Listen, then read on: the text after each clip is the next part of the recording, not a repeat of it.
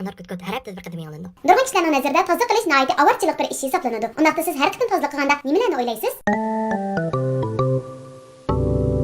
Men uchun tozalik qilish cho'qim qilmasa bo'lmaydigan ishlarning biri. Cho'qim qilish kerak. Hech meni do'stim. O'zim. Ehtimol qiluvchi. Yili sirtga chiqqanni to'kaytamdim ya. Hisob qiluvchi. Yana qo'lim qanchalik ajib chidab bo'lmadim. Jon. Qaramsam lan bular. Jon, qaramaychi. Har qanday tozalik qilgan vaqtimda ba'zi ishlarni eslab qolaman. Bir yil burun to'g'rimi bu aka? 3 oy burun bo'lmaymi? 1 oy burun ketdik. 3 kun burun qilsamsa, ba'zi uy tozalik qilgan vaqtda kutilmagan xo'shaliklarga uchrab qolaman. 100 qo'y pul.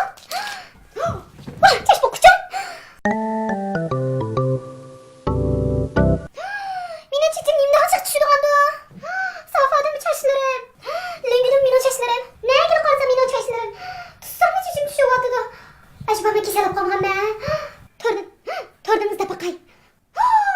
Men saqaymas kasal bo'lib qopdimi? Uy tozalashdan burun men eng muloyim ish qilgan bir ayol. Ammo uy tozalagandan keyin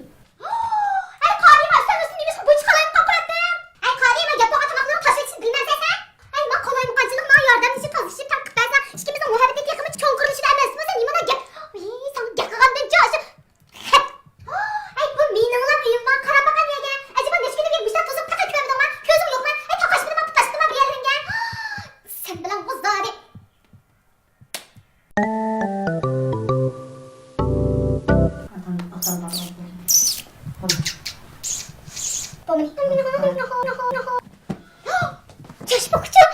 Ben ama bırak çeş bakacağım diye. Hemen bastık oldu. Zipçak yakat.